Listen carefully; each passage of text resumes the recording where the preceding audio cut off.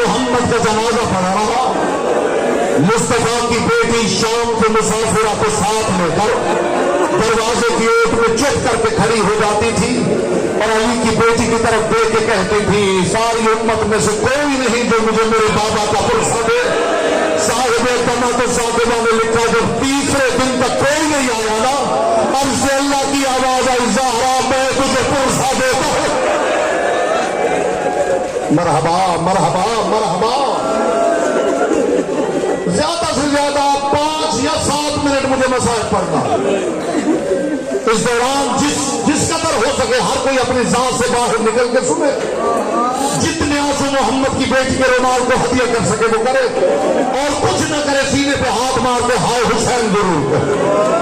پہلا جنازہ ہے تمہارے میرے سچے رسول کا، دوسرا جنازہ ہے کربلا میں زہرا کی شریف کا، اور تیسرا جنازہ ہے پلے بغداد کے موسیٰ کاظم کا۔ جیسے بغداد میں ایک جنازہ رکھا گیا تھا، جو گزرتا تھا کپڑا اٹھاتا تھا اور یہ کہہ کے گزر جاتا تھا لگتا ہے اس کی کوئی اولاد نہیں، جس کی 19 بیٹیاں کیجیے باتیں ماتم کرنے کے لیے شادی کرتے ہوئے،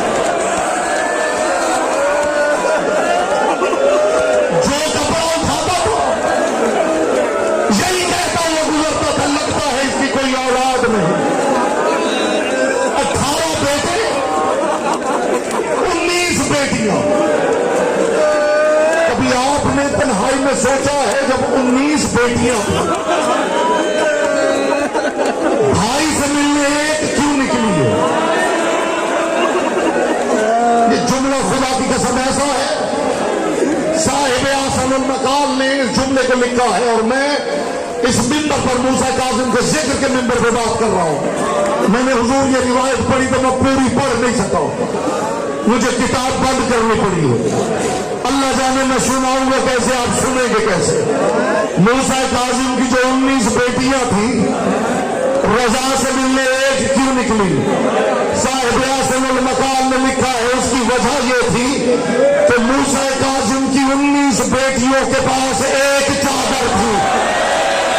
آپ نے سنا ہے صرف علی کی بیٹی کی چادر لوٹی گئی، ہارون کے سپاہیوں نے موسیٰ کاظم کی بیٹیوں کی چادر ماتم ماتم ماتم کرتے ہوئے جملہ سنو،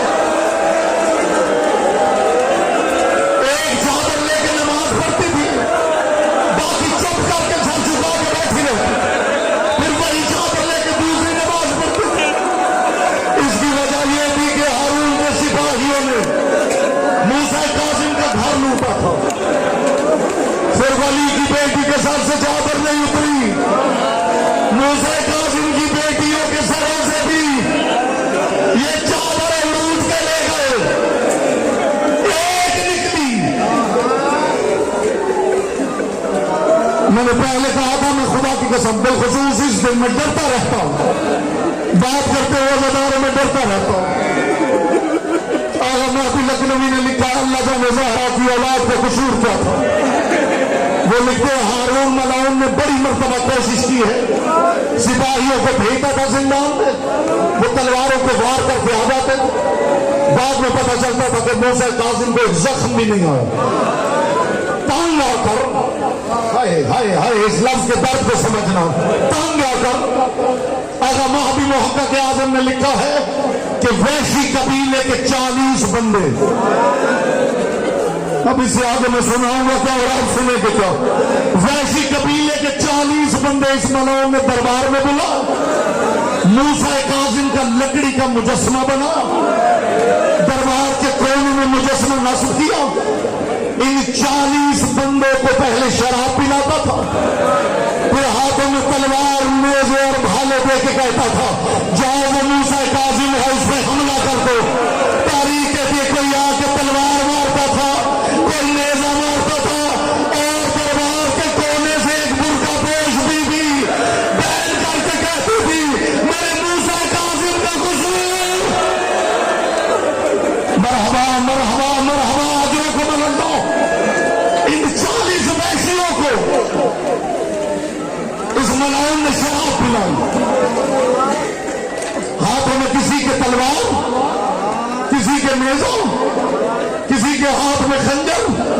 सिंधी बिन शाह के घर इस मलाउन ने इन 40 वहशियों को भेजा कि जाओ मूसा काजिम को कत्ल करके वापस आओ। तारीख ने लिखा ये सिंधी बिन शाह के घर आए, किसी ने तलवार उठाई, किसी ने खंजर हाथ में लिया, या मूसा काजिम ने चेहरे से चादर हटाई। अल्लाह जाने क्या हुआ, तलवारें नेज़े वहीं पे फेंक कर हारून के दरबार में आके कहने लगे अल्लाह तुझ पर लानत करे, ये तूने हमें किसे मारने के लिए भेज दिया था? जब हमारे कबीले में कहत पड़ता है यही तो है जो हमारे बच्चे को पानी पिलाता है, यही तो है, यही तो है जो हमें रोटी। मरहबा मरहबा मरहबा। भाई इसकी आवाज थोड़ी बुलंद करने में दो जुमले कहूं। जिसके घर में मुफातिल जनान पड़ी है वो जाके पढ़े। इसके बाद भी किसी अज़ादार को अगर मसाइब सुनने की जरूरत है तो फिर वो मजलिस में हाजिर ही नहीं, मुफातिल जनान में जाकर ज़ियारत पढ़ना। खुदा की कसम ज़ियारत बताएगी ये कितना मजलूम इमाम। अस्सलाम अलल मुअज़्ज़ब फी कार सुजून। मेरा उस कैदी पे सलाम जिसे कुएं में कैद रखा गया था। कुएं के ऊपर एक लोहे का जाल था, बाकी कैदियों को खाना दिया जाता था, मूसा काजिम के लिए खाना फेंका जाता था। ये सिपाही खाना फेंकते थे, रो के मोहम्मद की बेटी मातम हुसैन।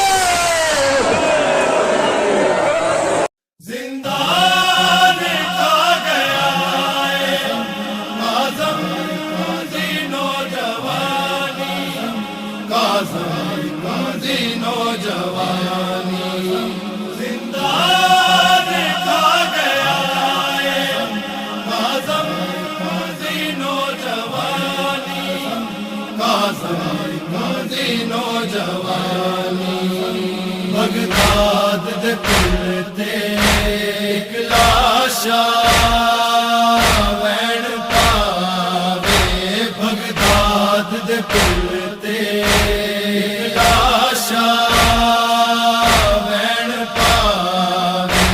कोई मदद करे मेरी गर्दन चों जुल्मां दा तोक लावे, बगदाद दे पिलते लाशा वैन पावे, बगदाद दे पिलते लाशा वैन पावे। 14 सालां विच नाल मेरे हर रात तड़प के लंघदी रही, मेरी जिंदगी मेरी मौत कोलो मेरे वास्ते सावा मंगदी रही। मैं पहला कैदी हाँ जिसनू कोई सुख दा साना आवे, बगदाद दे पिलते एक लाशा वैन पावे, बगदाद दे पिलते लाशा वैन पावे। बेहाल रखू दी सख्ती विच दियां नू चेते करदा सी, की लोड़ सी ज़हर पिलावण दी, मैं आखिर सावा भरदा सा। मेरी मैयत ते अज रोवण लई दियां नू कोई बुलावे, बगदाद दे पिलते लाशा वैन पावे, बगदाद दे पिलते लाशा वैन पावे। बगदाद शहर ए